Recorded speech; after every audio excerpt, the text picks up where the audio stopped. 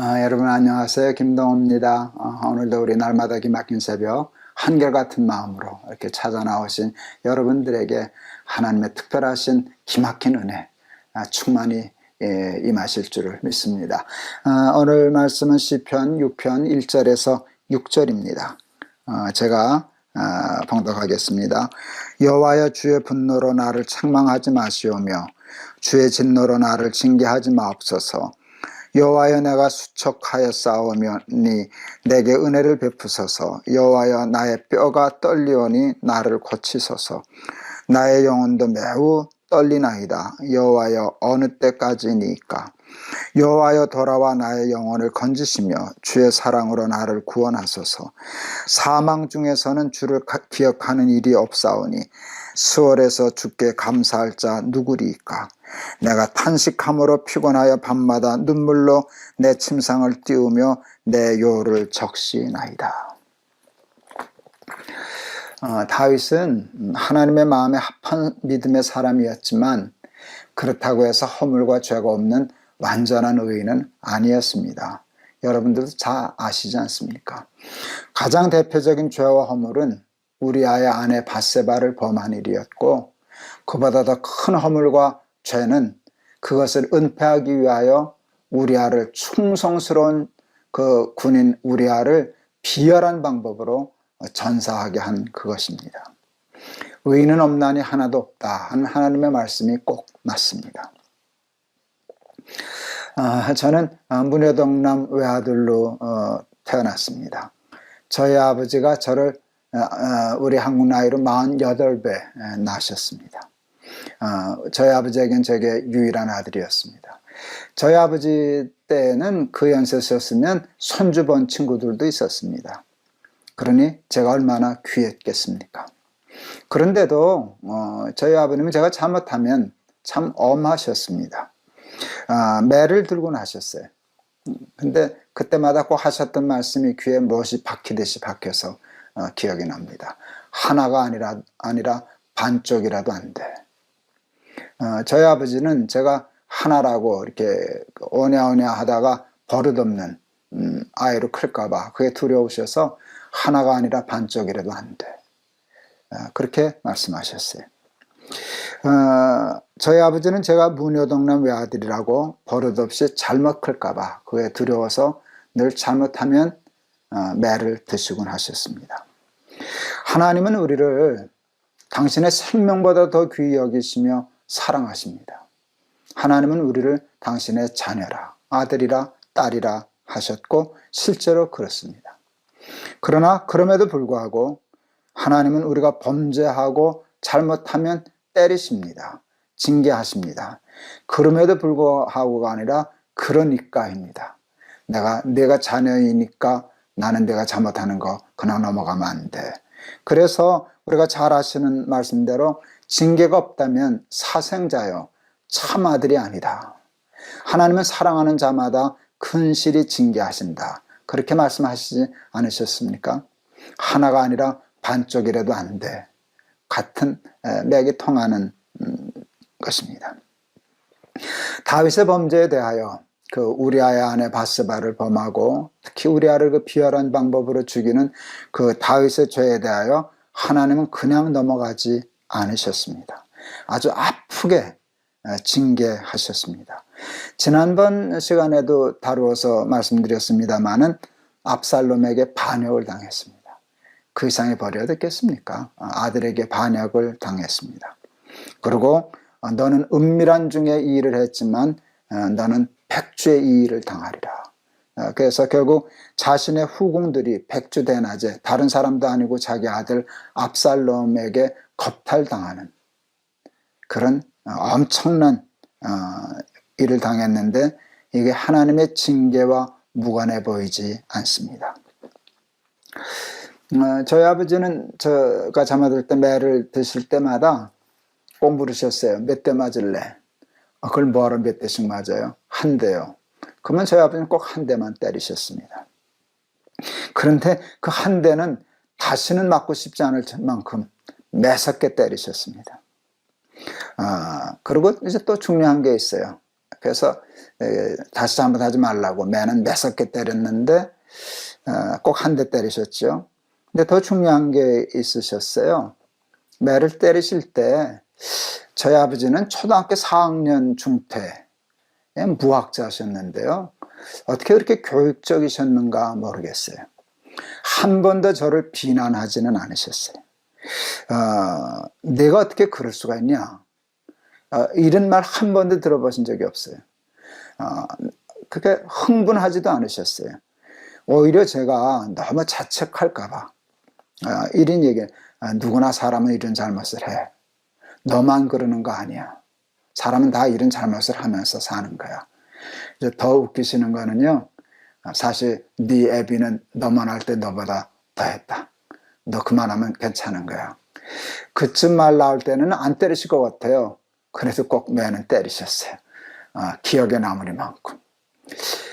그래서 매는 맞아서 조심은 했는데 저는 아버지의 매 맞고 그럴 때마다 이렇게 감정이 없어요. 그게 남지 않아요. 사람은 누구나 다 그래. 아버지는 그걸 이해해 주셨어요. 잘못될까 봐 때리신 것이지 내가 어떻게 그럴 수가 있냐. 네가 그러고도 내 자식이라 그럴 수 있어? 이런 뉘앙스, 느낌을 저한테 한 번도 주신 적이 없습니다. 하나님도 보면 이제 다윗처럼 우리를 징계하실 때 매섭게 징계하십니다. 다시 범죄하지 못하도록 아주 심하게 징계하실 때가 있습니다. 이때 사탄이 틈을 탑니다. 하나님과 우리 사이를 이간질 시키려고요. 하나님이 나한테 실망하셨다. 내가 지금 벌 받는 거 심하지? 읽어보면 너 눈치채야지. 하나님이 너한테 실망하셨다. 하나님이 너를 버리셨다. 이제 너는 끝이다. 너는 이제 끝났어. 이게 사탄의 유혹이라고. 우리 지난 시간에도 우리 같이 날마다 기막힌 새벽에 공부하지 않았습니까? 이젠 회개해도 소용없다. 이젠 너무 늦었다. 그래서 포기하게 하고요. 하나님께 매달려 회개도 못하게 하고요. 하나님을 떠나고요. 하나님을 버리고요. 하나님이 나를 버렸다고 생각하기 때문에. 그런데 이건 사탄의 아주 유혹입니다. 거짓말입니다. 틀림없이 다윗에게도 그런 유혹이 있었을 겁니다. 그런데 다윗은 넘어가지를 않습니다. 다윗은 이번 시편을 보니 하나님께 단단히 매를 맞고 있는데, 그런데 하나님이 자기를 버리셨다고 생각하지 않습니다. 그리고 포기하지 않습니다. 매달립니다. 하나님 화내지 마세요. 이게 1절에 주의 분노로 나를 책망하지 마시오며, 그 말을 그냥 제가 읽으니까 하나님 이제 화내지 마세요. 그만 화내세요. 주의 분노로 나를 책망하지 마시오며, 하나님 주의 진노로 나를 징계하지 마시옵고, 하나님 성내지 마세요. 이제 화 푸세요 하고 매달리는 거예요. 이제 그만 용서해 주세요.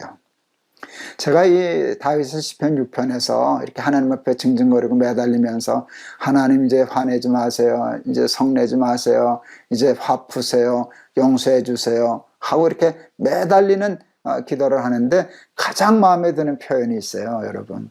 그것은 5절이에요. 사망 중에서는 주를 기억하는 일이 없사오며. 난 이거 있다가 웃었습니다. 사망 중에서는 주를 기억하는 일이 없사오며 수월에서 주께 감사할 자 누구리까? 하나님 나 죽으면 나 하나님 기억 못할 거 아니에요. 하나님 잊어버릴 거 아니에요. 뭐 하나님 앞에 공갈치는 것 같습니다. 수월, 지옥에서는 하나님께 감사할 자가 어디 있어요? 나 지옥 보내면 내가 하나님께 감사하지 못하잖아요. 난 하나님이 웃으셨을 거라고 생각해요. 그리고 이런 모습이, 이런 다윗의 모습이 이쁘셨을 거예요. 사망 중에서는 주를 기억하는 일이 없사하며 수월에서 주께 감사할 자가 누구리까? 하나님 살려주세요. 평생 하나님 안 잊고 살게요. 하나님 평생 하나님께 감사하며 살게요 하는 매달림입니다. 어린아이가 엄마에게 꾸지람을 당할 때 울면서도 도망갑니까? 엄마가 야단치면 칠수록 더 치마폭에 달려들고 안기지요. 하나님의 징계가 있을 때 꼭 이래야 됩니다. 하나님의 치마폭에 안겨야 됩니다. 도망가면 안 됩니다. 매달려야 됩니다. 잘못했다고 빌고 다시 안 그러겠습니다 하고 빌고 다윗처럼 하나님께 공갈 쳐도 돼요. 사망 중에서는 주를 기억함이 없사하며 수월해서 주께 감사할 자가 누구리까. 하나님, 나 평생 하나님 안 잊고 살게요. 다시 이런 죄 짓지 않을게요.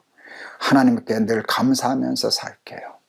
사실 이 기도대로 다윗은 그렇게 되었고, 또 다윗은 그 기도대로 그 약속을 하나님께 지키면서 살았습니다. 말씀을 마치려고 합니다. 이게 오늘 우리가 다윗에게서 배워야 할 매우 중요한 신앙의 자세라고 생각합니다. 사탄, 이거 교묘해서요. 제가 말씀드렸잖아요. 양심을 어기는 것으로 죄짓게 한 후에는 아주 양심적이 되게 해서 하나님으로부터 멀어지게 한다고. 그걸 사탄의 양심이라고. 여러분, 우리가 혹시 죄짓고 범죄했을 때 하나님 앞에 맞을 때라도 여러분, 하나님이 나를 아들이기 때문에 때리시는 것이지 죽으라고 심판하려고 때리시는 것이 아니다 라고 생각하고 다윗처럼 하나님께 매달리고 간구하고 그래서 용서받고 그리고 또 하나님께 대한 약속을 지키며 살아가는 저와 여러분 되시기를 주의 이름으로 축원합니다. 오늘 말씀 참 재밌어요. 사망 중에서는 주를 기억하는 일이 없사하며 수월해서 주께 감사할 자가 누구리까. 이런 것을 하나님이 다윗이 참 좋아하셨어요. 마음에 합하다 하셨을 텐데 우리도 그런 믿음 갖고 사시길 바랍니다. 찬송가 363장 골랐습니다. 내가 깊은 곳에서 주를 불러 아뢰니 주여 나의 간구를 들어주심 바라고 보좌 앞에 나가니 은혜 내려주소서. 2절에 의해서 주가 죄를 살피면 누가 능히 서리요 오직 주만 모든 죄 용서하여 주시니 주님 앞에 떨면서 용서하신 빕니다. 참 좋은 찬송입니다.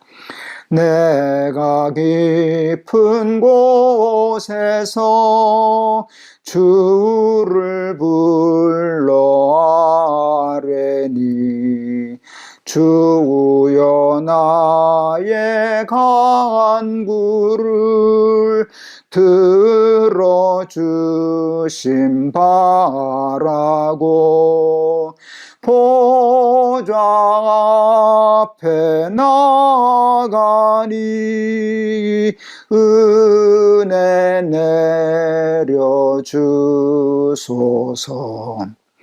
주가 죄를 살피면 누가 능히 서리요 오직 주만 모든 죄 용서하여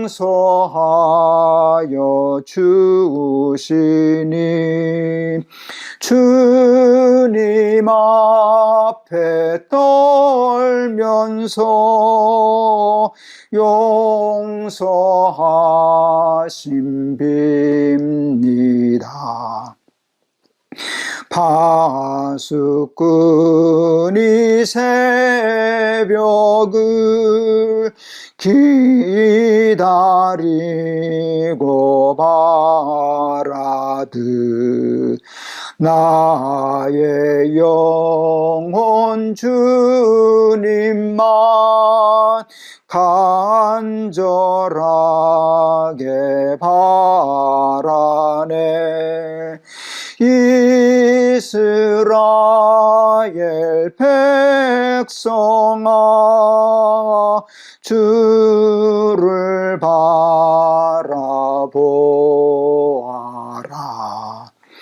주의 크신 은혜와 그의 능력 바라라.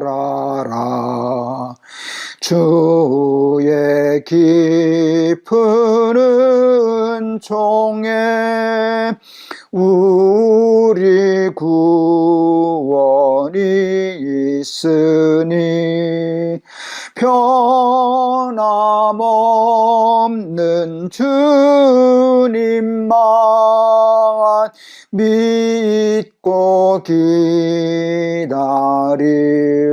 기다릴지라. 아멘. 기도하겠습니다. 하나님은 사랑하는 자식마다 근실히 징계하신다 하셨습니다. 징계가 없으면 우리가 또 범죄할까봐 하나님은 우리에게 때때로 매를 드십니다. 그때 사탄이 우리를 속입니다. 틈탑니다. 하나님이 너한테 실망하셨다. 하나님이 너를 버리셨다. 이제 너는 끝이다. 이제 너는 회개해도 소용없다. 이 말에 썩어 넘어가기가 얼마나 쉬운지 모릅니다. 특히 하나님 잘 믿으려고 발버둥질 치는 사람일수록 이 사탄의 유혹에 잘 빠집니다. 다윗은 넘어가지 않고 끈질기게 매달립니다.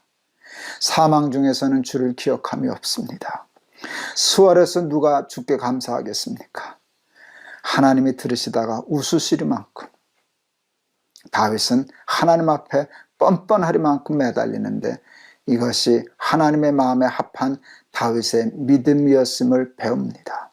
사탄에게 속지 말고 잘못하면 회개하고 매달리고 용서를 구하고 그리고 하나님 앞에 기도하여 사함받고 감사하고 찬송하고 하나님 기억하며 살아가는 다윗과 같은 믿음의 사람들 다 되게 하옵소서. 예수 그리스도 이름을 받들어 기도하옵나이다. 아멘. 다윗의 시편 너무 재밌고 좋습니다. 제가 참 좋아하는데요. 언제 봐도 좋습니다. 하나님의 이 시편을 통해서 기막힌 은혜를 날마다 주시리라 믿고 또 그러셨으면 좋겠습니다. 여러분 감사합니다. 여러분도 오늘도 말씀으로 승리하세요. 감사하고 사랑합니다.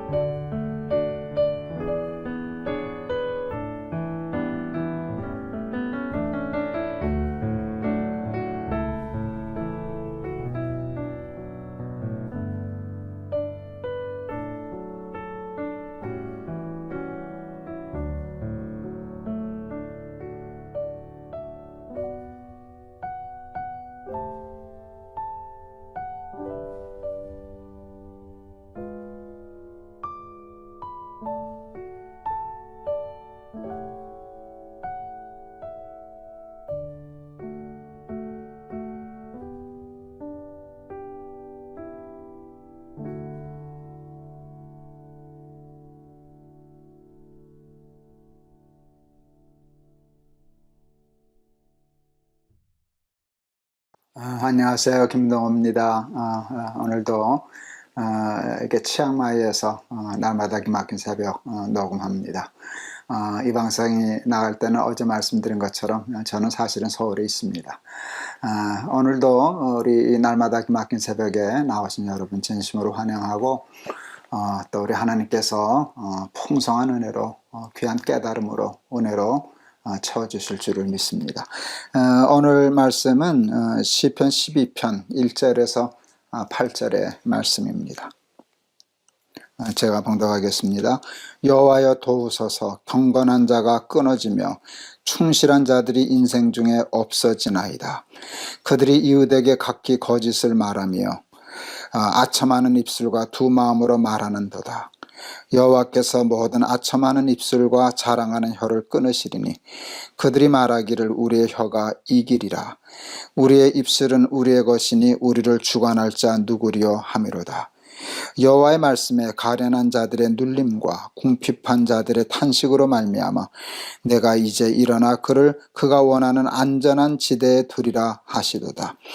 여호와의 말씀은 순결한 흑도가니에 7번 단련한 은 같도다. 여호와여 그들을 지키사 이 세대로부터 영원까지 보존하시리이다.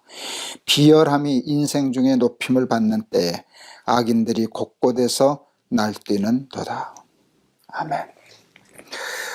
세상에는 세상 사람들이 확신하는 일종의 신앙입니다. 세상 사람들이 확신하는 식이 있고 법이 있습니다. 그럼 간단히 얘기하면 이겁니다. 정직하면 손해보고 충실하면 바보 된다는 믿음입니다. 그리고 죄 안 짓고는 못 산다는 믿음입니다. 죄 안 짓고 어떻게 살아? 적당히 죄를 지어야 이 험난한 세상 그래도 밥술이라도 먹고 살지. 이건 하나의 확고한 신앙이고 믿음입니다. 그 사람들 눈에 보기에는 우직하게 충실하게 하나님의 의를 따라 사는 건 바보스러운 일입니다. 그래서 흔히 하는 말이 의가 밥 먹여주냐 뭐 이렇게 얘기합니다. 그러니까 의를 따르다간 밥 못 먹는다 라고 하는 것입니다. 꾀와 요령을 피우고 세상식을 쫓아 살아야만 세상에서 살아남을 수 있고 성공할 수 있다는 이야기입니다. 저들이 그렇게 생각하는 건 당연한 일입니다. 하나님을 믿지 못하기 때문입니다. 하나님이 이 세상을 통치하고 계신다는 생각을 전혀 하지 않습니다. 이 세상은 하나님이 통치하시는 세상이 아니니까 하나님의 식과 법이 통하지 않는다. 그건 이 다음에 하늘나라 가서나 지켜라. 이 세상은 하나님이 통치하지 않으시니까 이 세상은 이 세상에서 사는 식이 있고 법이 있는 거야. 그렇게 우리를 유혹합니다. 여러분, 이 세상은 다시 말해서 하나님 본래 창조하신 세상 아니지 않습니까? 타락하여 신락원한 세상 아닙니까? 이 세상, 우리가 살아가는 죄로 말미암아 타락한 이 세상의 통치자는 누구일까요? 하나님이실까요? 사탄일까요? 우리 눈에는 말은 그렇게 못하지만 이 세상의 통치자는 마치 사탄인 것 같아 보입니다.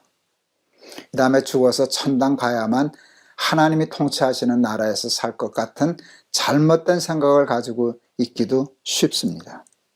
그래서 이 세상은 하나님의 식이 통하지 않고 사탄의 식, 세상의 식이 통하는 것이라고 그렇게 생각하면서 사는 사람들이 있습니다. 그리고 그래서 교회에 와서는 하나님의 식대로, 나가서 장사할 때는, 직장 생활할 때는 자기도 모르는 사이에 알게 모르게 세상식과 법대로 세상 사람들과 똑같이 그렇게 사는 이중적인 생활을 하는 믿음의 사람들도, 교회 다니는 사람들도 많지 않습니까? 그러나 여러분, 그렇지 않습니다. 그렇지 않습니다. 그건 사탄의 사기입니다.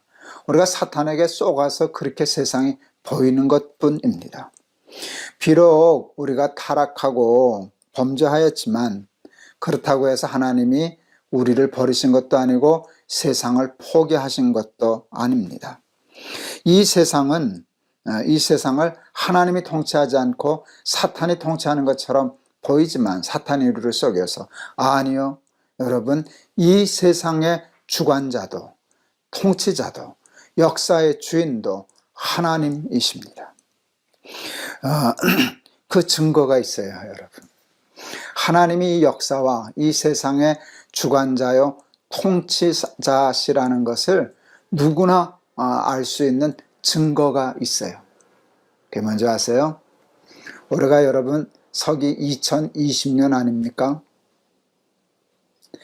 우리 역사가 2020년이 될 때까지 이 세상이 망하질 않았네요. 역사가 끊어지지 않았네요. 상식적으로 생각해 보세요, 여러분. 사탄이 통치자라면 이 세상을 2020년까지 끌고 오고 싶었겠습니까?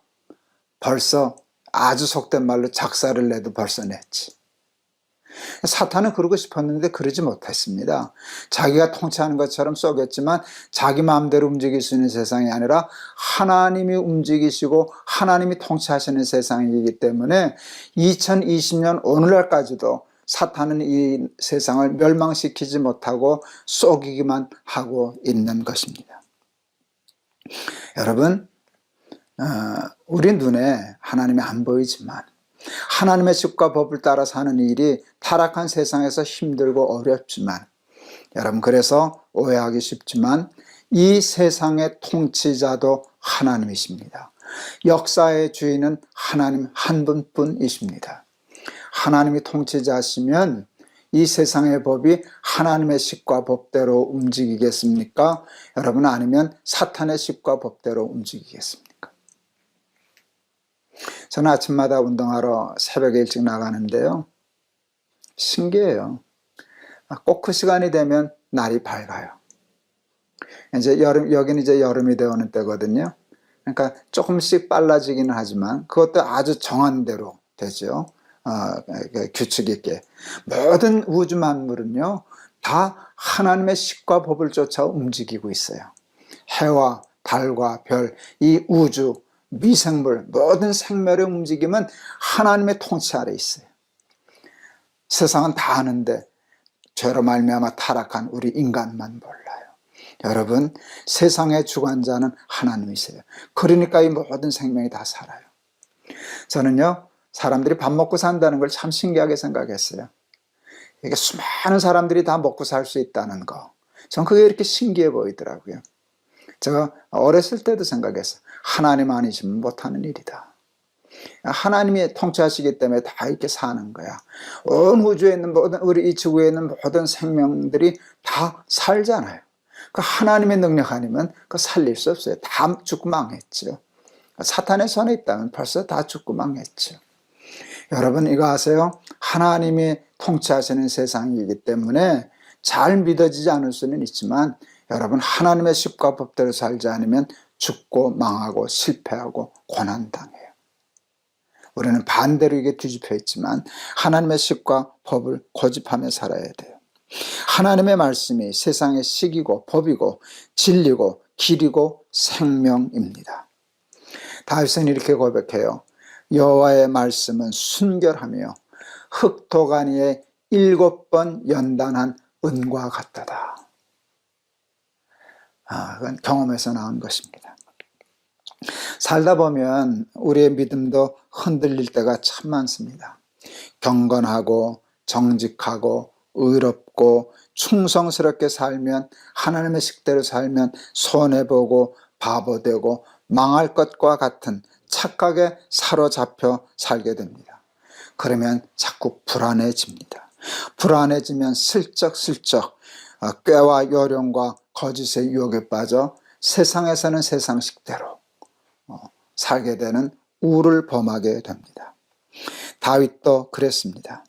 그래서 하나님께 기도하는 겁니다. 많은 믿음의 사람들이 넘어지고 끊어집니다. 경건한 자가 끊어집니다.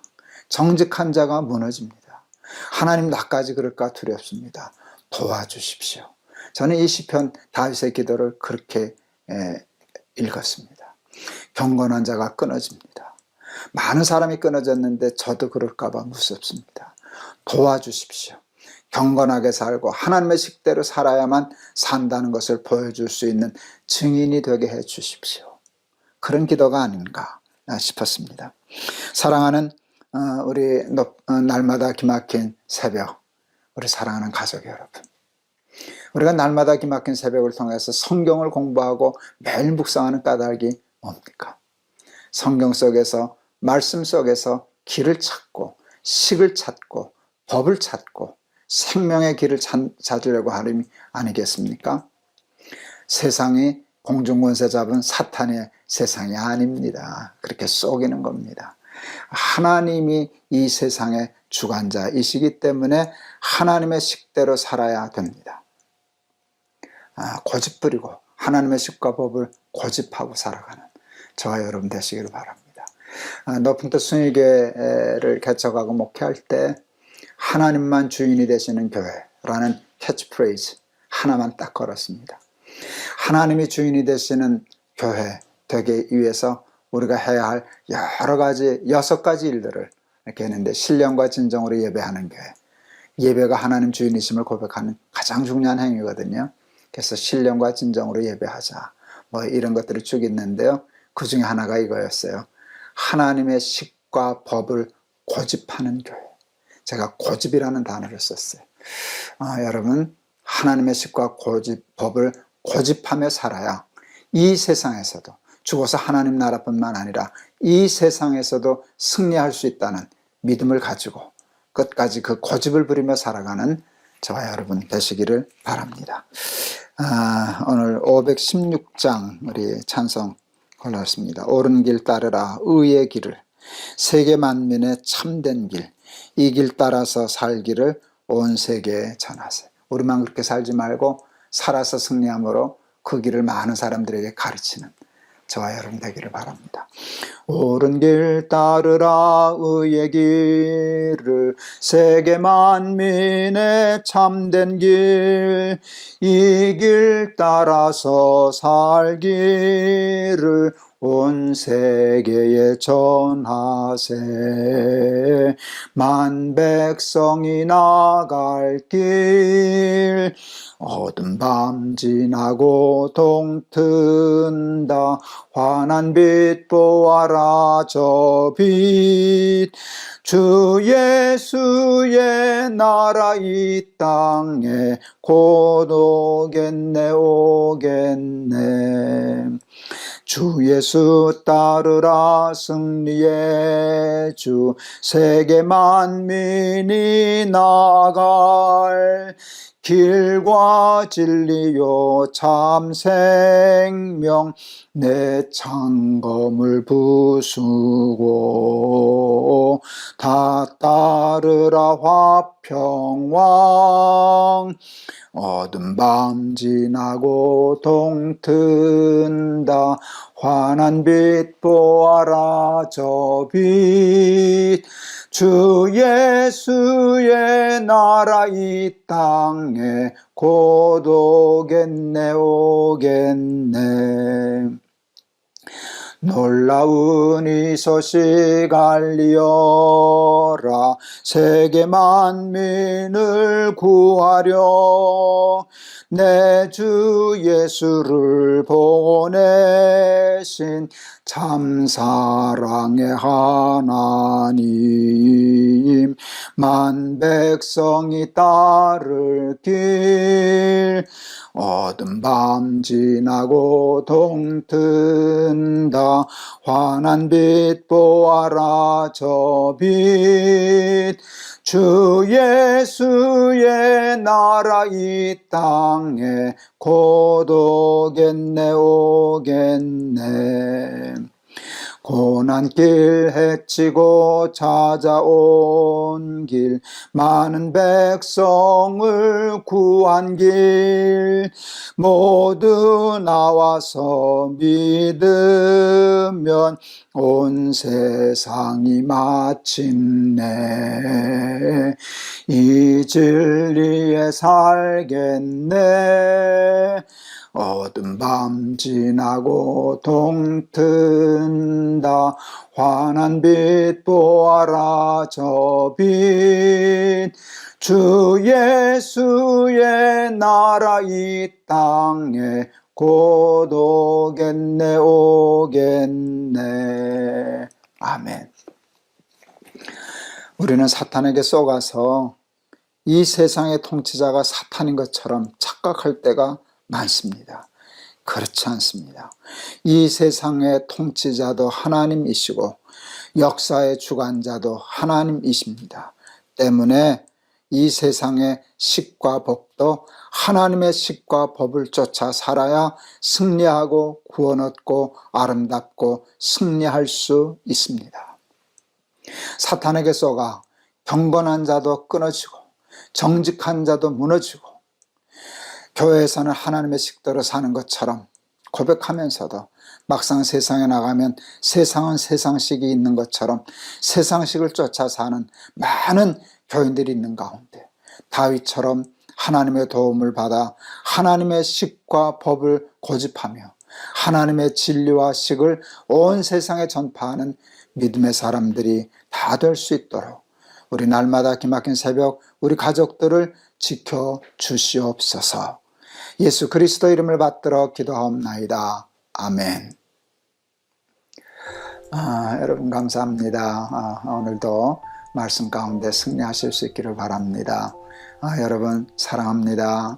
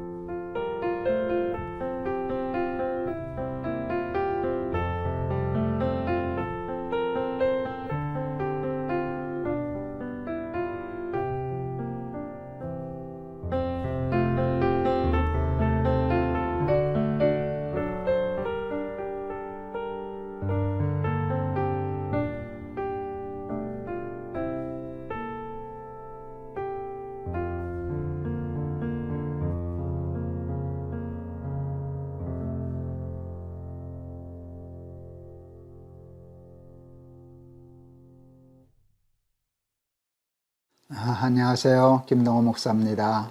오늘도 우리 날마다 기막힌 새벽 찾아 나오신 여러분 환영합니다. 하나님께서도 환영해 주실 줄을 믿습니다. 그리고 오늘 또 우리 날마다 기막힌 새벽을 통해서 주시고자 하신 예비하신 예정하신 은혜가 우리를 기다리고 있는 줄을 믿습니다. 오늘 말씀은 시편 88편 읽으려고 합니다. 1절에서 7절 1절에서 7절 제가 봉독하겠습니다. 여호와 내 구원의 하나님이여 내가 주야로 주 앞에서 부르짖었사오니 나의 기도가 주 앞에 이르게 하시며 나의 부르짖음에 주의 귀를 기울여 주소서. 물은 나의 영혼에는 재난이 가득하며 나의 생명은 수월에 가까웠사오니 나는 무덤에 내려가는 자 같이 인정되고 힘없는 용사와 같으며 죽은 자 중에 던져진 바 되었으며 죽임을 당하여 무덤에 누운 자 같으니이다. 주께서 그들을 다시 기억하지 아니하시니 그들은 주의 손에서 끊어진 자니이다. 주께서 나를 깊은 웅덩이와 어둡고 음침한 곳에 두셨사오며 주의 노가 나를 심히 누르시고 주의 모든 파도가 나를 괴롭게 하셨나이다. 아멘. 저는 이제 41살에 이제 동안교회 이문동에 있는 동안교회 담임 목사가 되었었습니다. 제가 부임할 때도 꽤 큰 교회였습니다. 굉장히 큰 교회였습니다. 근데 10년 목회하는 동안 동안교회가 제법 많이 성장해서 많은 사람들에게 알려지는 교회 중에 하나가 되었습니다. 세상적인 말을 하는 건데요. 덕분에 저도 유명세를 좀 타게 되었습니다. 51살에 높은 뜻 숭의교회를 개척했습니다. 높은 뜻 숭의교회는 정말 바람에 돛을 단 교회 같았습니다. 금방 많은 큰 교회가 되고 그렇게 했었습니다. 속된 말로 오늘은 자꾸 속된 말만 하네요. 속된 말로 승승장구했습니다. 어느 분이 저희 교회 홈페이지에 목사님도 고생해 보셨어요? 너무 목회가 쉬워 보이니까 이렇게 쉽게 큰 교회를 이루고 하니까 목사님도 고생해 보셨어요? 하는 질문을 주셨습니다. 아마 그분 생각에는 큰 교회 목사는 너무 쉽게 목회하지 않나. 작은 교회 목사님들 고생하는 거 보고 아마 마음에 걸리셔서 그런 얘기 하셨을 거라 생각합니다. 큰 교회 목사도 힘든답니다. 물론 작고 어려운 교회를 목회하시는 분들의 우리 목회자들의 고난을 제가 알죠. 머리로만 알죠. 압니다. 그러나 큰 교회는 또 큰 교회 나름대로의 어려움이 있어요. 뭐 근거는 없지만 제 느낌인데 작은 교회의 목회자들은 겪는 어려움과 큰 교회 목회자들이 겪는 어려움은 서로 다른데 무게를 달아보면 같지 않을까. 고난의 무게는 동일하지 않을까 하는 그런 생각을 늘 해보곤 해요. 왜? 다 힘드니까. 가난한 사람, 저도 가난의 어려움을 겪어봤는데요. 여러분, 가난이 주는 어려움이 있습니다. 가난이 뭐 그렇게 즐거운 것이겠어요? 힘들죠. 어렵죠. 그래서 늘 가난한 사람들은 부자를 부러워하고 그러죠. 왜? 부자에게는 그 어려움이 없으니까. 그런데 여러분, 부자에게는요, 가난한 사람들에게 없는 어려움이 있답니다. 그래서 그것도 똑같아요. 제 느낌에 가난한 사람이 겪는 어려움과 부한 사람이 겪는 어려움의 종류는 서로 다르지만 혹은 무게를 달아본다라고 하면 비슷하지 않을까. 제 느낌에는 똑같지 않을까 하는 그런 생각을 해보았습니다. 모든 사람들이 다 어려움을 겪으면서 살아갑니다. 우리 목회하는 사람들은요, 목회가 힘들다고 그래요. 목회 참 힘들어. 사람 다루는 거 힘들어. 예, 목회 힘들죠. 쉽지 않습니다. 근데 저는 한 번도 목회만 힘들다고 생각하지 않았어요.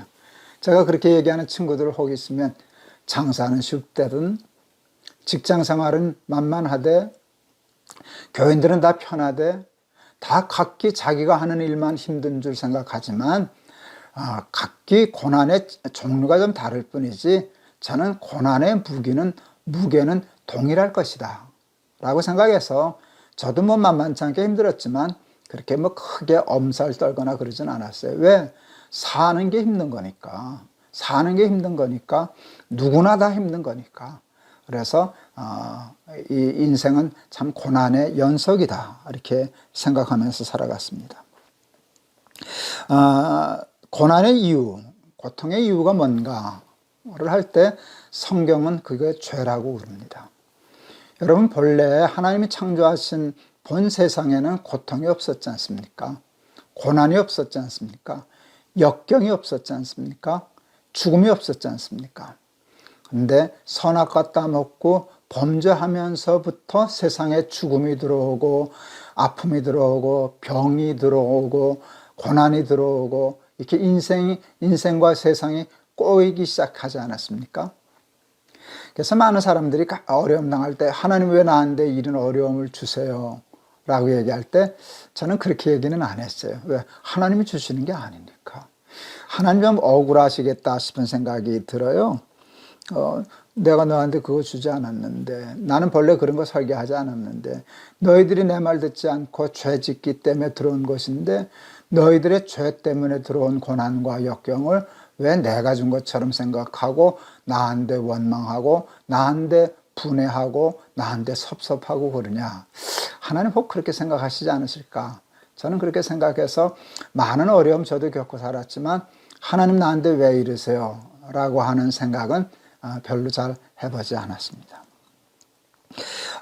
이렇게 힘들고 어려운 세상을 다 살아가는데 그런데 신기한 게 있어요. 제가 죽지 않았다는 거예요. 망하지 않았다는 거예요. 그걸 이렇게 뚫고 살아왔어요. 제가 벌써 70이 되지 않았습니까? 그동안 겪었던 어려움만 생각하면 100번은 죽었어야 되지 않을까요? 100번은 포기하고 실패해야 되지 않았을까요? 근데 그걸 다 이렇게 뚫고 지나고 해서 여기까지 왔고 또 누리는 은혜와 축복도 참 많은 걸 생각하는데요.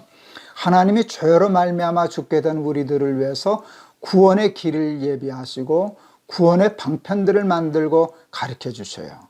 그래서 그 길을 찾아서 그것을 이겨내고 벗어나고 또 살아남고 그런 삶을 연속해 왔어요. 그래서 우리는 이 죄로 말미암아 고생하는 세상에서 생존의 비법을 배워야 돼요.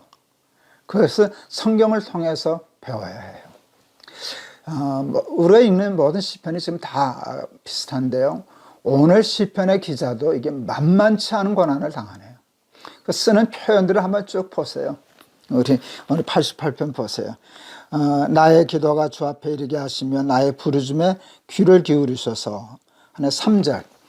무릇 나의 영혼에는 재난이 가득하며 나의 생명은 수월, 지옥 같은 데죠, 그렇죠? 수월에 가까워 싸우며 4절. 나는 무덤에 내려가는 자 같이 인정되고 힘없는 용사 같으며. 이런 표현들을 보면 이 시편의 기자도 만만치 않은 고난의 삶을 살고 있구나 하는 걸 알 수 있어요. 근데 이 시편만 그런 게 아니라 다윗의 시편도 그렇고 아삽의 시편도 그렇고 다 모든 시편이 다 그래요. 그런데 하나님이 그 길을 피하여 이겨내고 견뎌내고 승리하는 길들을 예비해 주셨어요.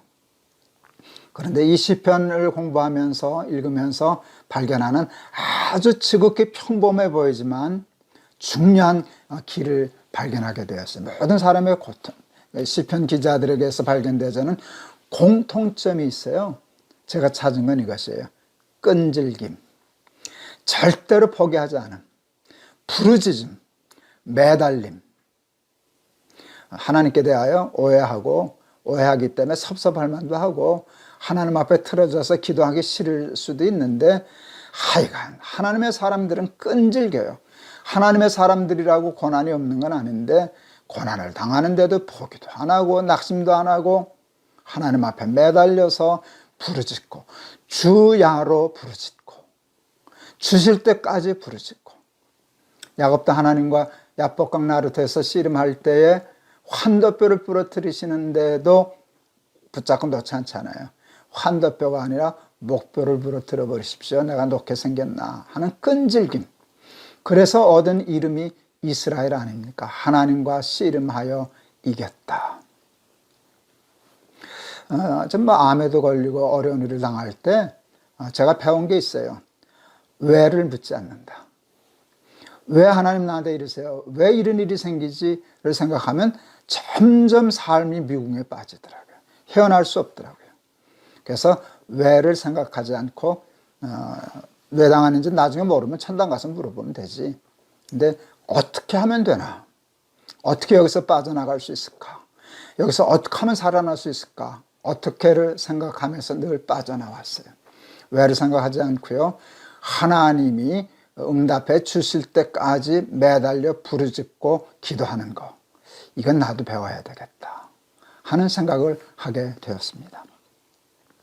우리 사랑하는 우리 날마다 기막힌 새벽 우리 가족들 중에는 저처럼 암을 앓는 사람들이 많잖아요. 저는 조금 지금 편안한 상태에 접어들었는데 아직도 고통 중에 있는 분들도 있잖아요. 인간적으로 볼 때 참 절망적인 상황에 빠진 분들도 있잖아요. 왜 하나님이 이러세요? 나한테 이러세요? 정말 수월에 가깝습니다. 무덤에 내려가는 자 같습니다 하는 표현을 꼭 써야 할 만큼 힘든 우리 친구분들도 있죠. 저도 왜 하나님이 그렇게까지 하시나? 좀 도와주시지. 좀 넘어가게 하시지. 이제 그런 생각이 드는데 왜라는 생각은 좀 접어넣으시고요. 그냥 그래 부르짖자. 죽을 때까지 부르짖자. 부르짖다가 죽자. 그러면 하나님이 살려주실 때 살려주시지 않겠나 생각해서 낙심하지 말고 포기하지 말고 주야로 하나님께 부르짖는 신앙을 연습하고 훈련하라고 매일 비슷한 말씀을 계속 시편을 통해서 우리에게 주시지 않습니까? 환도뼈가 부러진 것과 같은 상황 속에서도 포기하지 않고 하나님이 나를 포기하면 내가 하나님을 포기하면 나는 살 길이 없습니다 하고 응답하실 때까지 부르짖고 부르짖어서 승리하는 삶 간증하고 살아가는 저와 여러분들이 되었으면 좋겠습니다. 암뿐만 아니라 요즘 코로나19 때문에 경제가 엉망이 되지 않았습니까? 장사하시는 분들, 소상업 하시는 분들, 꼭 소상업뿐만 아니라 기업 하시는 분들, 직장생활 하시는 분들, 모든 삶이 지금 다 꼬이기 시작했는데 조금 더 가야 될 것 같습니다. 정말 사망의 음침한 골짜기로 빠져드는 것과 같은데 어려운 일을 당할 때 왜냐고 묻지 말고 함부로 낙심하지 말고 하나님이 나의 구원자이시고 길을 열어주시는데 끝까지 부르짖어서 응답하시는 하나님의 응답으로 승리하는 삶 살겠다고 다짐하는 저와 여러분들이 되실 수 있기를 바랍니다. 그리고 하나님이 약속해 주셨잖아요. 구해라, 찾아라, 두드려라, 내가 주마. 하나님의 약속인데 하나님의 약속을 믿고 하나님이 주실 때까지, 응답할 때까지 끈질기게 부르짖는 우리 믿음의 사람들 다 되실 수 있기를 바랍니다. 축원합니다. 우리 오늘 찬송가 363장 제가 골랐습니다. 363장. 내가 깊은 곳에서 주를 불러 아뢰니 주여 나의 간구를 들어주심 바라고 보좌 앞에 나가니 은혜 내려 주소서. 깊은 곳에서 여기서 실망하고 낙심하고 하나님 앞에서 떠나는 사람들도 있을 수 있는데 그 깊은 곳에서 주를 불러 아뢰니 이 신앙 우리 연습하라고 우리에게 이 말씀 주신 줄을 믿습니다. 이 찬송 그런 마음으로 한번 부르겠습니다. 내가 깊은 곳에서 주를 불러 아뢰니 주여 나의 간구를 들어주심 바라고 보좌 앞에 나가니 은혜 내려주소서. 주가 죄를 살피면 누가 능히 서리요. 오직 주만 모든 죄 용서하여 주시니 주님 앞에 떨면서 용서하심 빕니다. 파수꾼이 새벽을 기다리고 바라듯 나의 영혼 주님만 간절하게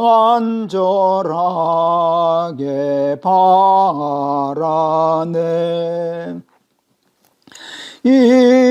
이스라엘 백성아 주를 바라보아라. 주의 크신 은혜와 그의 능력 바라라. 주의 깊은 은총에 우리 구원이 있으니 변함없는 주님만 믿고 기다릴지라. 기도하시겠습니다.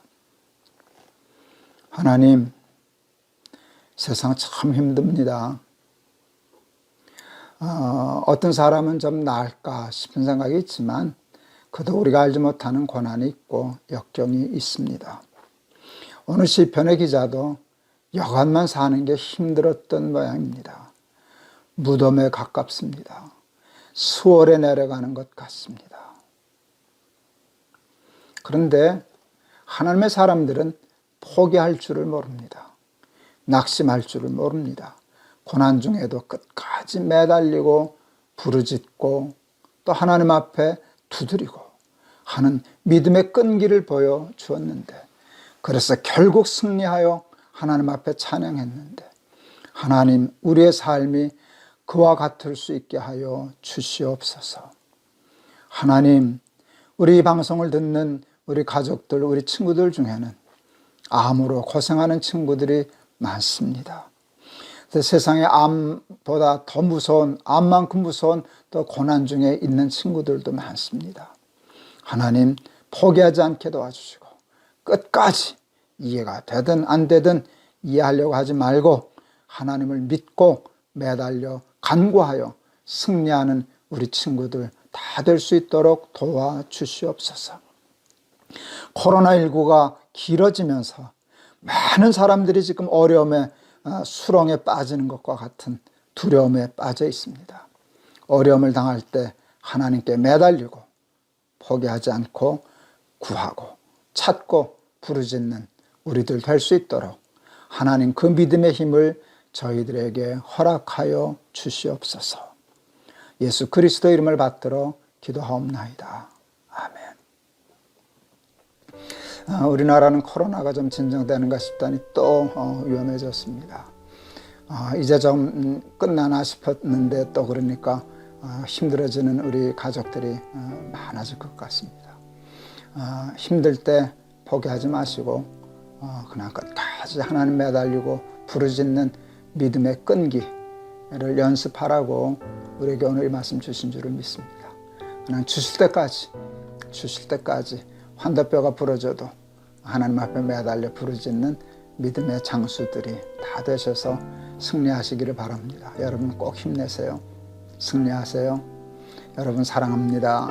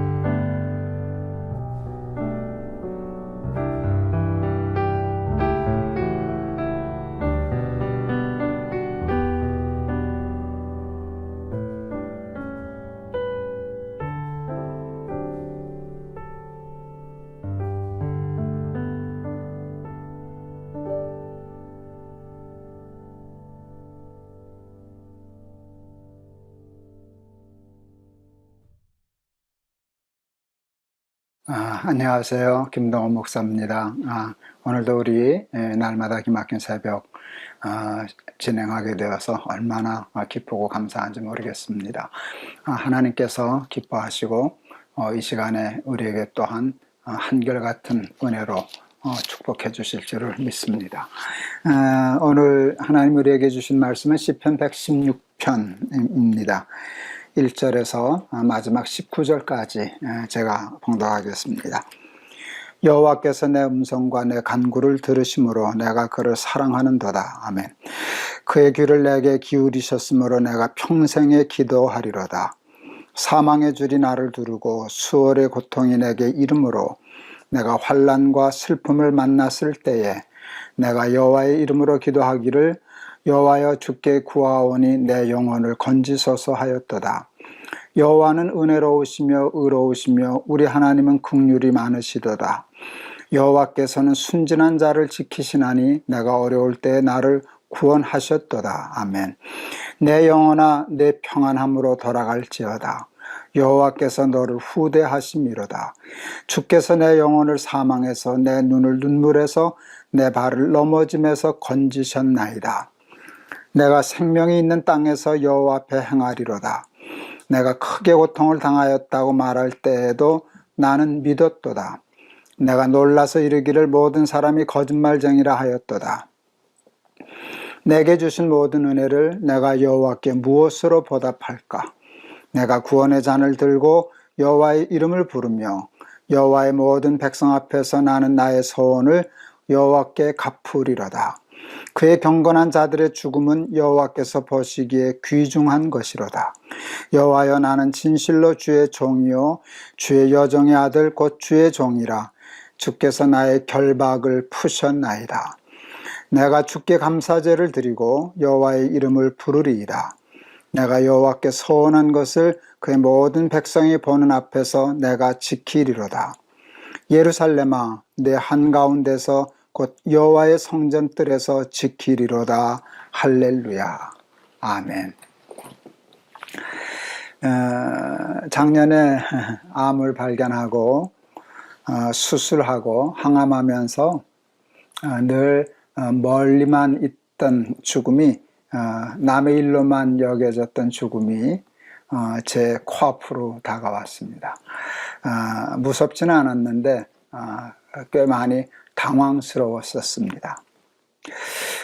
더 당황하지 않기 위해서 죽음을 이렇게 직면한 후부터 죽음을 좀 공부해야 되겠다, 연습해야 되겠다, 훈련해 두어야 되겠다 라는 생각을 깊이 하게 되면서 또 우리 날마다 기막힌 새벽 이렇게 말씀 진행하면서 죽음에 대한 생각을 많이 정리했습니다. 늘 알던 것이지만 이제 가까이 온 죽음을 위해서 실감 있게 한번 정리를 하는 중입니다. 그 정리한 것을 간단히 얘기하면 이것입니다. 죽음은 하나님으로부터 말미암은 것이 아니라 우리 죄로부터 말미암은 것이다 하는 것입니다. 그러니까 죽음과 죽음의 고통에 대해서 하나님을 원망하는 일은 옳지 않은 일이다 하는 것. 이건 저한테 굉장히 중요한 일입니다. 그러므로 저한테 죽음이 닥치고 그 죽음의 고난과 고통이 임한다고 할지라도 마음으로 하나님을 원망하지 말아야지. 그건 옳지 않은 일이니까 그 준비를 하고 있는 중입니다. 두 번째 깨달은 것은 죽음에는 순서가 없다는 것입니다. 이제 오늘 우리 토요일 날 하는 상담 제가 녹화를 했는데요. 했었는데 거기에 이제 16개월 된 아이가 먼저 엄마 앞을 떠나서 그 힘들어하는 엄마의 사연을 상담했었습니다. 그럴 때 참 마음 아픕니다. 자식을 먼저 앞세우면 힘들죠. 그런데 왜 하나님이 그렇게 하실까? 차례대로 가게 하시지. 그런데 여러분 차례대로 가게 되면 사람들이 죽음에 대해서 해이해져요. 순서가 없기 때문에 오늘 내가 죽을 수도 있다. 젊은 나도 죽을 수 있다 라고 생각하고 죽음을 준비하고 그게 곧 종말신앙이 되겠죠. 그렇기 때문에 이해는 했어요. 죽음에는 순서가 없는 것이 전체적으로 볼 때 우리 인간에게 옳은 일이고 유익한 일이다. 예수님이 다시 재림할 때를 모르게 하신 것처럼 죽음의 때를 예측하지 못하게 하신 것, 그것은 옳은 일이다 하고 받아들이게 되었습니다. 세 번째는 죽음은 고통의 과정을 거쳐야 한다라는 것입니다. 죽음은 이렇게 쉽지 않습니다. 이렇게 쉽게 죽는 수도 혹 있지만 대부분은 죽음은 고통을 겪게 설계되어 있습니다. 그래서 죽음을 사람들은 다 무서워합니다. 여러분 높은 데 올라가면 이렇게 떨리잖아요. 후들거리고 무서워하게 돼 있잖아요. 왜? 죽음을 조심하라고, 함부로 떨어질까봐.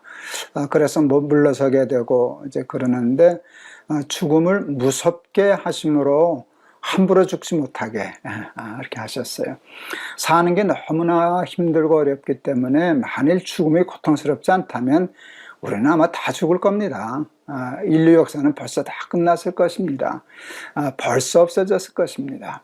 근데 죽음이 무섭기 때문에 힘든 삶을 버틸 수 있는 그런 힘이 되지 않나, 지혜가 되지 않나. 그래서 죽음은 고통이 없는 것보다 있는 것이 우리 인간의 삶을 보호하는데 옳은 일이다 하는 생각을 하게 되어서 왜 죽을 때 이렇게 고통스러운 일들이 있는가 하는 것을 제 나름대로 이제 저를 설득하는 것이죠. 그리고 저는 그것을 받아들이게 되었습니다.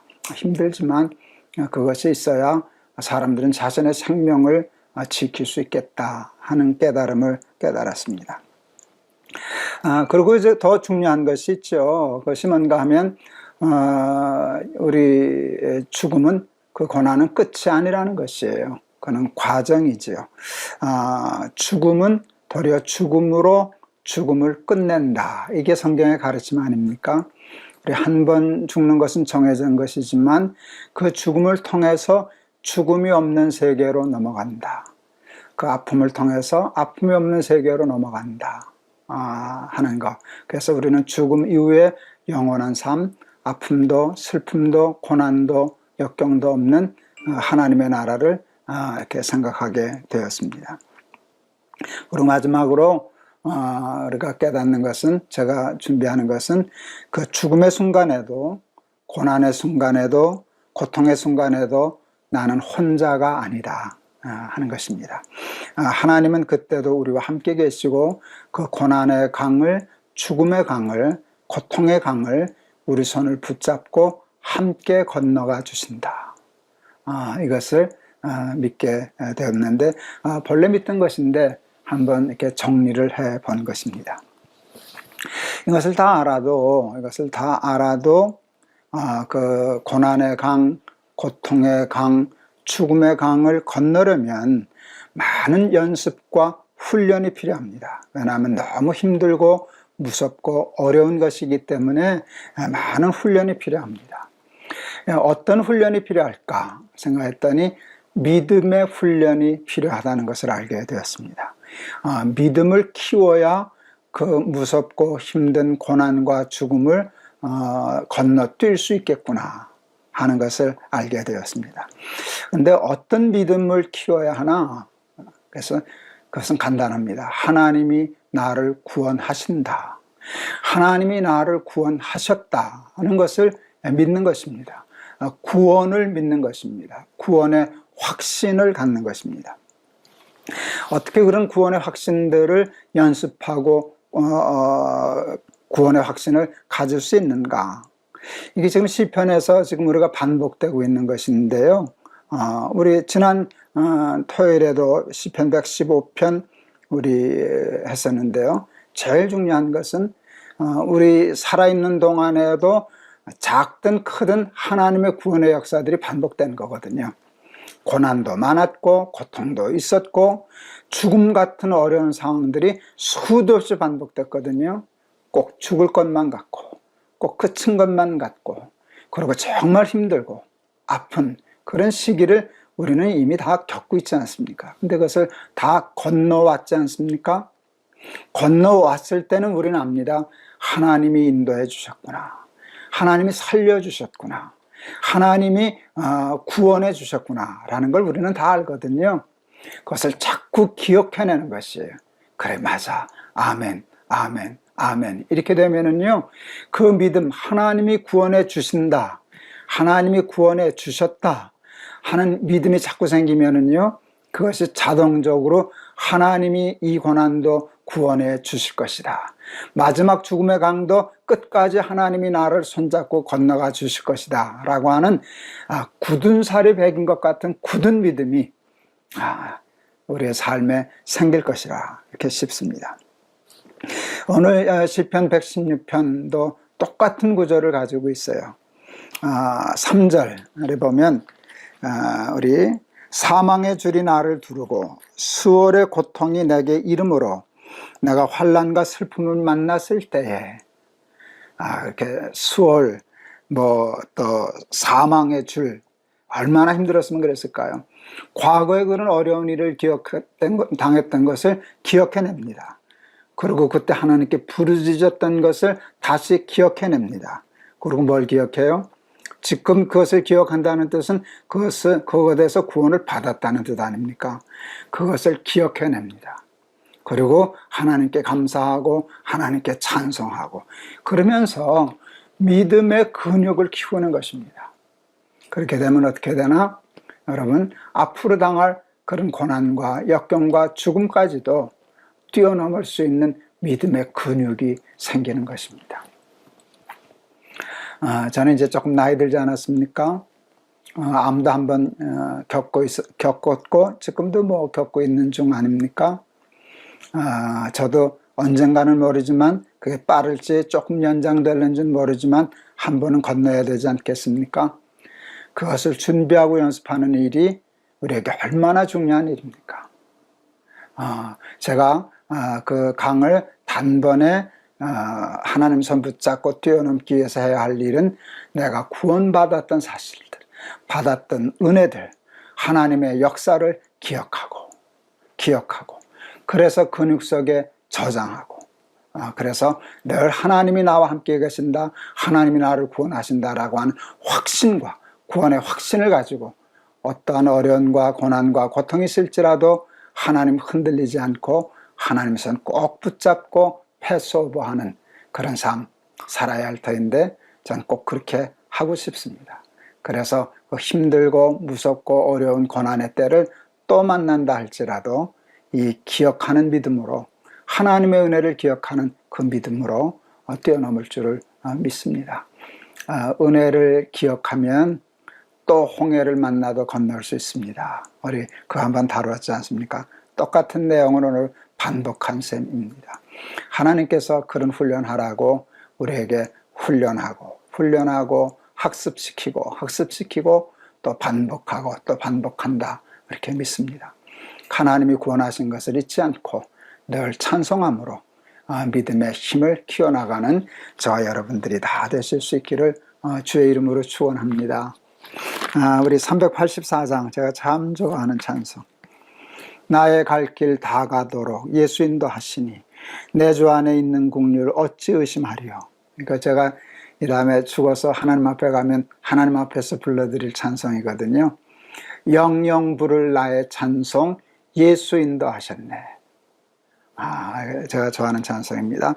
나의 갈 길 다 가도록 예수 인도하시니 내 주 안에 있는 긍휼 어찌 의심하리요.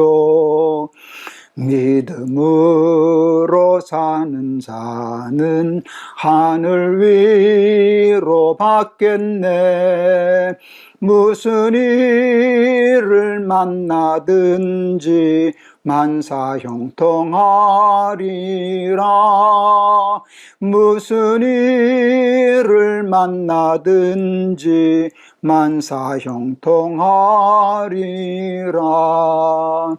나의 갈 길 다 가도록 예수 인도하시니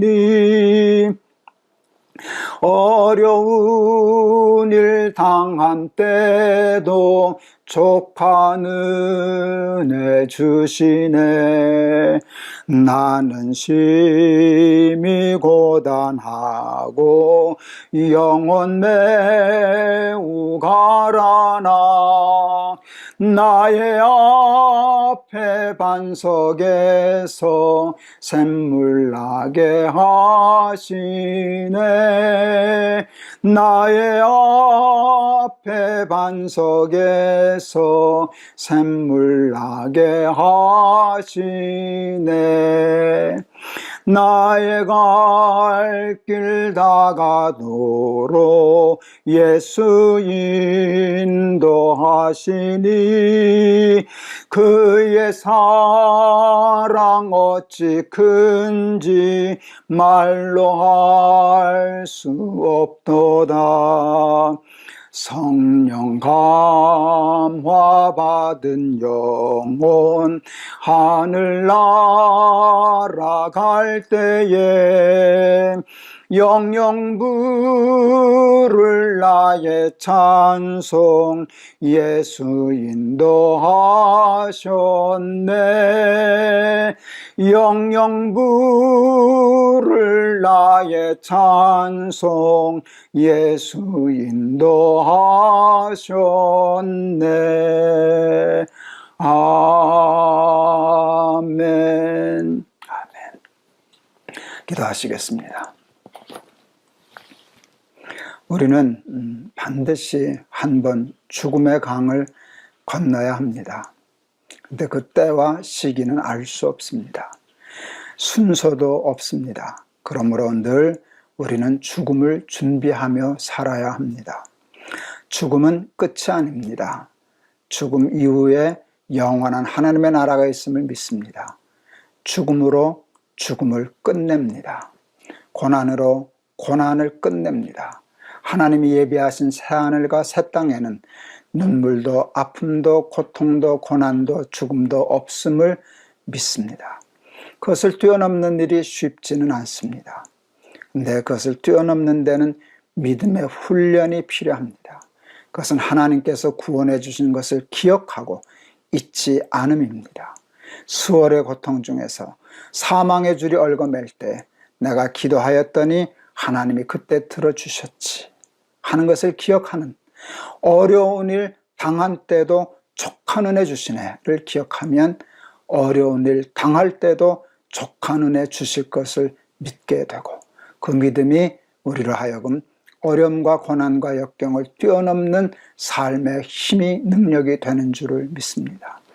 부족한 것도 연습하게 하시고, 우리 사랑하는 날마다 기막힌 새벽에 우리 식구들도 이 시간을 통하여 훈련하게 도와주셔서 은혜를 기억하는 믿음의 능력으로 모든 고난과 역경과 심지어는 죽음까지도 뛰어넘는 믿음의 승리자들이 다 되게 하옵소서.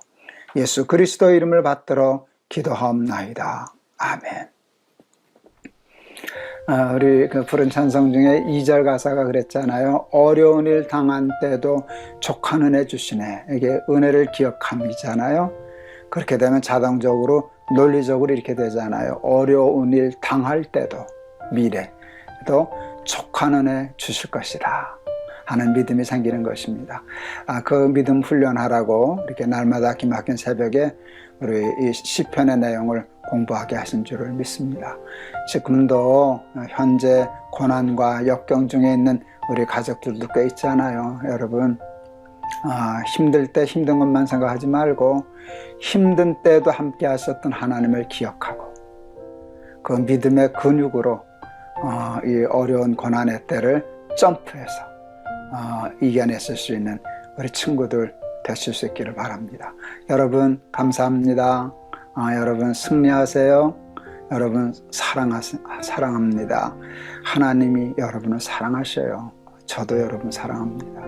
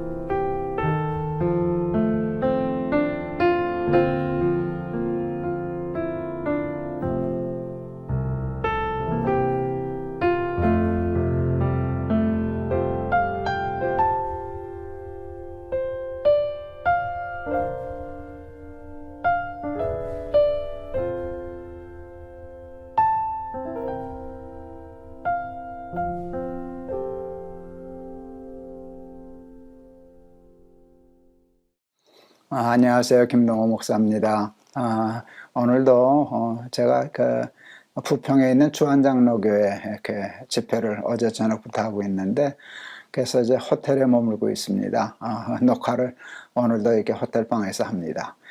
가끔 밖에서 무슨 공사하는 소리가 조금 들려오는데 그냥 상관하지 않고 그냥 말씀 설교하려고 합니다. 오늘 우리에게 주시는 말씀은 마태복음 6장 5절에서 8절 말씀입니다. 제가 봉독하겠습니다. 또 너희는 기도할 때에 외식하는 자와 같이 하지 말라. 그들은 사람에게 보이려고 회당과 큰 거리 어귀에 서서 기도하기를 좋아하느니라. 내가 진실로 너희에게 이르노니 그들은 자기 상을 이미 받았느니라. 너는 기도할 때 내 골방에 들어가 문을 닫고 은밀한 중에 계신 내 아버지께 기도하라. 은밀한 중에 보시는 내 아버지께서 갚으시리라. 또 기도할 때 이방인과 같이 중언부언하지 말라. 그들은 말을 많이 하여야 들으실 줄 생각하느니라. 그러므로 그들을 본받지 말라. 구하기 전에 너에게 있어야 할 것을 하나님 너희 아버지께서 아시느니라. 예수님은 오늘 우리들에게 하나님께 기도하라고, 이렇게 기도하라고 가르쳐 주십니다. 그게 아주 유명한 주기도문이지요.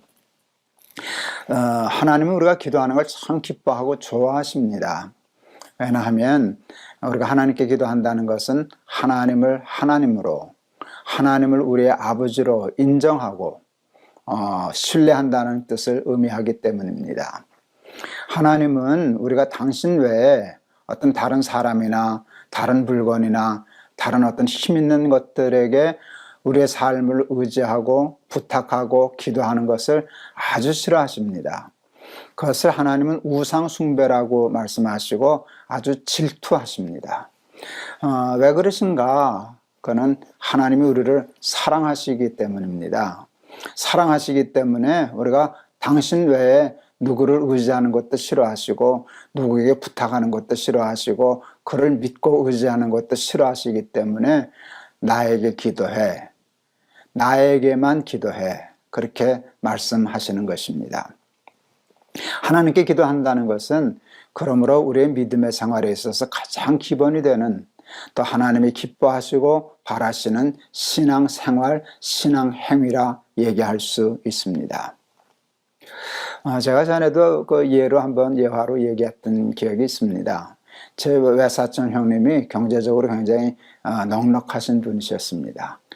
그 큰딸이 조카 딸아이인데 이제는 뭐 사위 볼 만큼 이제 나이도 들었는데, 대학 다닐 때 보통 여대생 되면 뭐 용돈보다 더 쓰고, 더 그렇게 하면 아버지한테 매달리고 응석도 부리고 애교도 부리고 그래서 용돈 뜯어가고 그러는데, 우리 조카 딸아이는 그럴 줄을 몰랐습니다. 주는 용돈을 알뜰하게 관리해서 부모에게 뭐 더 돈 달라고 매달리거나 이거 사달라고 저거 사달라고 그렇게 애교를 부리는 일이 없었습니다.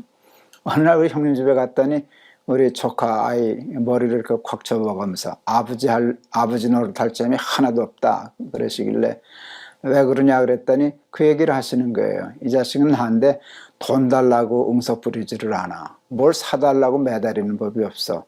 아버지 할 점이 하나도 없어. 그래서 저도 웃으면서 무슨 계집애가 그러냐 그러면서 넌 맞아 싸다 그러고 웃었던 기억이 있습니다. 그때 하나님이 저한테도 그러시더라고요. 너네 자식아 마찬가지다. 제가 이제 어느 어른 목사님 댁에 세배를 갔습니다. 젊어서. 그 세배하면서 목사님 새해 복 많이 받으세요 했더니, 목사님도 우리 김 목사님도 새해 복 많이 받으세요 라고 이렇게 대답해 주셨어요. 그 말씀을 듣는데 제 마음속에서 이런 생각이 들었어요. 무슨 복을 더 받을까? 그러면서 하나님께 그냥 일어서면서 기도해서, 하나님 저는 복 더 안 주셔도 돼요. 충분합니다. 다른 사람 신경 쓰세요. 저는 한참 동안 그게 참 그 수준 높은 좀 고상한 품이 있는 신앙인 것처럼 착각했었습니다. 근데 하나님이 그때 우리 조카 그 놀려 먹을 때, 너도 마찬가지다 이 자식아. 너 같으면 하나님 노릇할 재미 있겠냐? 그 생각이 들었어요. 그때 하나님이 구하라, 찾으라, 두드리라 하신 말씀의 뜻이 무엇인가를 이해하게 되었어요. 하나님은 우리 아버지시기 때문에 우리에게 뭘 주는 걸 좋아하시고요. 우리가 당신한테 매달리고 조르는 것을 되게 기뻐하세요. 거기서 당신이 아버지인 것을 즐기시는 거거든요. 당신이 우리 하나님 되심을 기뻐하시는 거거든요. 그러니 여러분, 하나님께 기도하고 간구하는 것을 어렵게 생각하지 마세요. 미안하게 생각하지 마세요. 하나님 앞에 좀 죄스럽다, 그런 염치 가질 필요 없어요. 아니, 아버지에게 무슨 염치가 있습니까? 그냥 매달리면 되는 거죠. 우리가 자녀인데. 그래서 하나님 나라로부터 이제 우리가 다루게 되겠지만 일용할 양식, 작은 것 하나하나까지라도 하나님 주세요. 하나님 나 이거 이루어 주세요. 라고 기도하면서 사는 저와 여러분 되기를 바랍니다. 그렇게 하면 우리도 수지 맞고요. 그것이 하나님이 가장 기뻐하시는 우리의 신앙생활이 되기 때문에 하나님에게도 좋으신 일입니다. 그러니까 염치 생각하지 말고 하나님 앞에 기도하며 살아가는 저와 여러분들이 다 되실 수 있기를 바랍니다. 무엇이든지 구하면 됩니다. 고상한 것도 구하고요, 고상하지 않은 것도 구하고요, 시시콜콜 작은 것 하나라도 하나님 앞에 구하면서 살아가는 우리 모두가 되시기를 바랍니다. 기도하면 하나님이 들어주십니다. 들어주시겠다는 것은 약속입니다.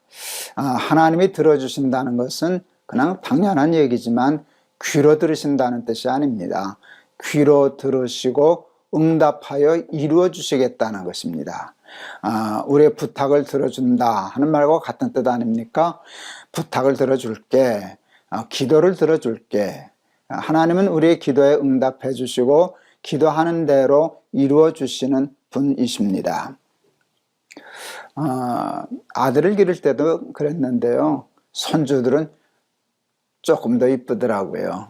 이제 5이나 되었는데요, 어디를 아내하고 마트를 가든지 혹시 이렇게 백화점을 이렇게 아이 쇼핑이라도 할 겸 운동 삼아 이렇게 돌아다닐 때 우리 물건은 잘 눈에 안 들어와요. 뭐 별로 이렇게 욕심 없어요. 근데 아이들 아동복 코너를 가거나 뭐 아이들 장난감 이런 데 가면은요, 특히 아이들 예쁜 옷 보면 이거 우리 누구 사주면 좋겠다, 이건 누구한테 맞겠는데, 그러면서 자꾸 만지작거리고 보게 돼요.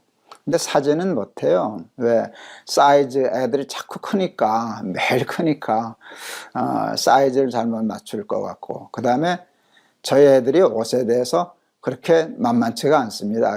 자기 눈이 있어서요, 자기 취향 아니면 잘 안 입습니다. 그래서 애들 취향도 잘 모르겠고, 그래서 늘 하는 말이 다음에 애들과 같이 왔을 때 사주자, 이제 그러고 손을 놓곤 합니다. 어쩌다 아이들 다 만나서 이렇게 그런 데 가게 되면 애들이 뭘 마음에 있어 하면요, 그거 그렇게 사주고 싶더라고요. 그러고 사주면 그렇게 기쁘더라고요. 그리고 참 하나님이 감사하게도 그 아이들, 뭐 손주들 옷이나 신발 정도 사줄 수 있는 경제적인 여유를 그래도 저에게 허락해 주셔서 그걸 사줄 수 있게 한 게 얼마나 감사한지 모르겠어요. 아이들을 위해서 아이들이 원하는 거, 아이들이 좋아하는 거, 아이들이 기뻐하는 거 해주는 게 제 기쁨이더라고요. 애가 신나고 기뻐하는 것보다 제가 더 신나고 기뻐하는 것을 알게 되었습니다. 그때 제가 하나님의 마음을 느꼈어요. 하나님도 그러실 거야. 내가 신발 사달라고 그렇게 하면 되게 좋아하실 거야. 하나님 앞에 나 이 옷 사달라고 그렇게 하면 하나님 되게 기뻐하실 거야. 또 하나님은 천지를 창조하신 전능하신 하나님이시기 때문에 내가 부탁하는 것이 아무리 크고 어려워도 그거 감당치 못할 하나님이 아니시니까, 하나님은 천지를 창조하신 전능하신 하나님이시고 우리의 모든 기도에 응답해 주실 수 있는 힘과 또 특별히 애정이 있으신 분이기 때문에 우리가 기도하면 들어주시고 또 그것을 기뻐하시고 즐거워하실 거야 하는 생각을 해본 적이 있습니다. 우리 기도 이렇게 얘기할 때 저 기도할 줄 몰라요, 더 기도 잘 못해요, 이런 표현을 하는 분들이 많아요. 근데 오늘 예수님의 말씀에 의하면 그거 틀렸다는 거예요. 기도를 못하는 게 어딨냐, 기도를 잘하는 게 어딨냐. 기도는 못하는 것도 없고 잘하는 것도 없다는 거예요. 여러분, 사실 기도를 잘한다 못한다라고 하는 것은 사람의 기준입니다.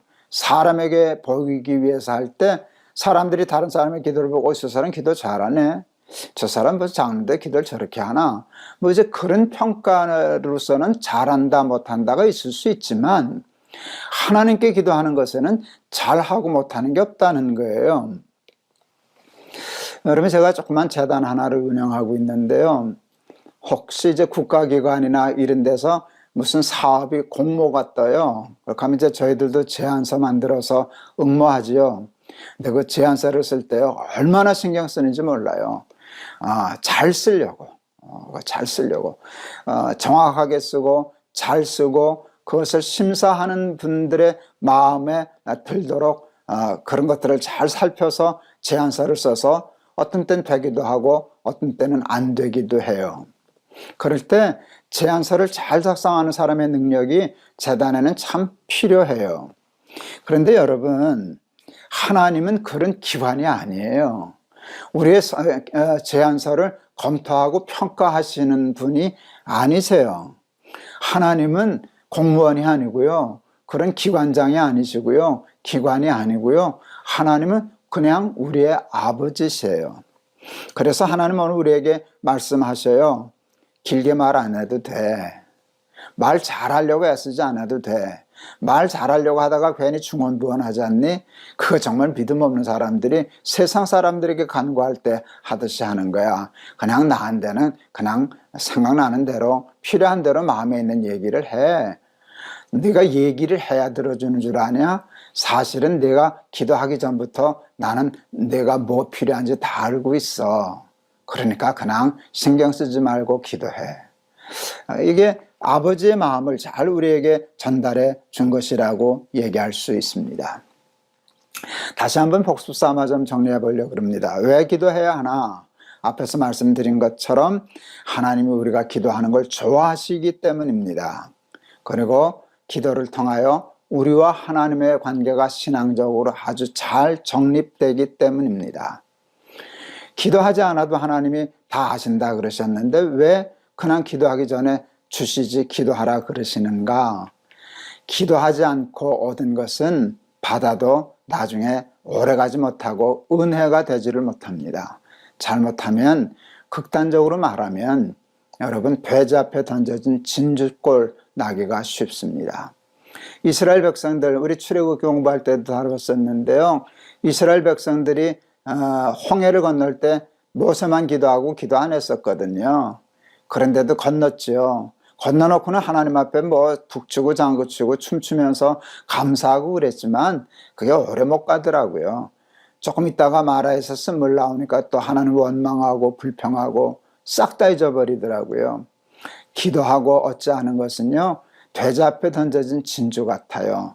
그래서 하나님은 우리에게 주시는 것을 더 가치 있게 하고 또 은혜되게 하기 위해서 하나님 기도해, 구해, 두드려, 찾아, 그렇게 말씀하시는 것이라 생각했습니다. 힘들게 항암할 때 CT 결과를 놓고 기다릴 때 제가 시편 121편의 말씀을 늘 암송하면서 읽으면서 기도했어요. 내가 산을 향하여 눈을 들리라. 나의 도움이 어디서 올꼬? 나의 도움이 천지를 지으신 여호와에게서로다. 여호와께서 너를 실족치 않게 하시며 너를 지키시는 자가 졸지 아니하시리로다. 이스라엘을 지키시는 자는 졸지도 아니하고 주무시지도 아니하시리로다. 여호와는 너를 지키시는 자라. 여호와께서 내 우편에서 내 그늘이 되시나니 낮에 해가 너를 상치 아니하며 밤에 달도 해치 아니하리로다. 여호와께서 너를 지켜 모든 환난을 면케 하시며 또 내 영혼을 지키시리로다. 여호와께서 너의 출입을 지금부터 영원까지 지키시리로다. 얼마나 큰 힘이 되었는지 모릅니다. 천지를 창조하신 전능하신 하나님이 오늘 우리에게 이렇게 말씀하십니다. 힘든 일 있으면 나한테 얘기해. 뭐 어려운 일 있으면 나한테 부탁해. 내가 들어줄게. 내가 들어주고 싶어. 그렇게 말씀하십니다.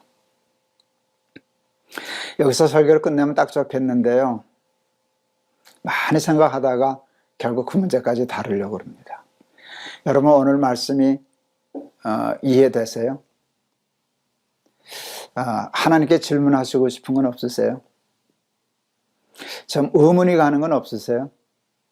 여러분, 다 믿어지세요? 전 설교 이렇게 하는데요, 한쪽 구석에 안 믿어지는 게 있어요. 안 믿어지는 건 아닌데 이해가 잘 안 되는 게 있어요. 그게 뭔가 하면은요,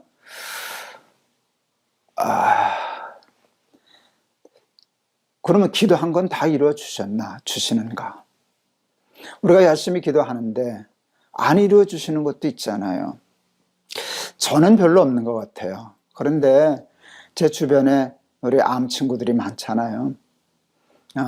아주 이제 말기에 있는 분들도 있잖아요. 어제도 저희 아내 친구 남편 장로님이 암 앓다가 돌아가셔서 잠깐 이렇게 조문하고 온 적이 있는데, 우리 아내 친구 되시는 권사님이 열심히 기도했는데 하나님 왜 안 들어주시지요? 그런 질문을 저한테 하더라고요. 저도 이해가 안 가요. 오늘 여기 말씀대로 얘기하면 그런 일 없이 다 병에서 완치되고 고침받고 안 죽고 또 기도 들어주셔야 되는데 안 들어주시는 일도 있는데, 하나님은 내가 말하기 전에 내가 다 알고 있어, 기도하면 들어줄게, 이 말이 완벽하게 다 와닿지는 않아요. 저도 모르겠어요, 여러분. 여러분이 저한테 물으면 뭐 이렇게 말을 맞춰서 대답은 할 수 있지만 명쾌하지는 않아요. 그런데 여러분, 제가 얘기했잖아요. 저는 하나님이 다 이해돼서 믿는 게 아니라고. 저는 그냥 하나님 믿어요. 이 다음에 천당 가면 다 해결이 될 거예요. 그때 그래서 그랬구나. 그것도 하나님의 응답이셨구나. 하나님 정말 기도를 다 들으셨구나. 그런 답을 얻으리라고 생각해요. 근데 오늘 거기까지 답을 드리지는 못해요, 여러분. 그럼에도 불구하고 저는 하나님이 오늘 하신 그 앞에 설교 내용 그대로, 제가 설교한 그대로 저는 믿어요. 다 이해되지는 않지만. 그리고 작은 일로부터 큰 일까지 저는 하나님께 기도할 거예요. 하나님께만 기도할 거예요. 그래서 하나님을 기쁘시게 하고 또 하나님의 응답을 받는 자녀로서의 삶을 누리려고 합니다. 여러분들도 그렇게 살아가실 수 있기를 주의 이름으로 축원합니다. 오늘 제가 찬송을 365장 찬송을 골랐습니다. 호텔방이 돼서 아마 조심조심 불러야 되지 않을까 싶습니다. 365장, 마음속에 근심 있는 사람 주 예수 앞에 다 아뢰어라 라고 하는 찬송입니다. 마음속에 근심 있는 사람 주 예수 앞에 다 아뢰어라. 슬픈 마음 있을 때에라도 주 예수께 아뢰라. 주 예수 앞에 다 아뢰어라. 주 우리의 친구니 무엇이나 근심하지 말고 주 예수께 아뢰라. 눈물 나며 깊은 한숨 쉴 때 주 예수 앞에 다 아뢰어라. 은밀한 죄 내게 있더라도 주 예수께 아뢰라. 주 예수 앞에 다 아뢰어라. 주 우리의 친구니 무엇이나 근심하지 말고 주 예수께 아뢰라. 괴로움과 두려움 있을 때에 주 예수 앞에 다 아뢰어라. 내일 일을 염려하지 말고 주 예수께 아뢰라. 주 예수 앞에 다 아뢰어라. 주 우리의 친구니 무엇이나 무엇이나 근심하지 말고 주 예수께 아뢰라. 죽음 앞에 겁을 내는 자여 주 예수 앞에 다 아뢰어라. 하늘나라 바라보는 자여 주 예수께 아뢰라. 주 예수 앞에 다 아뢰어라. 주 우리의 친구니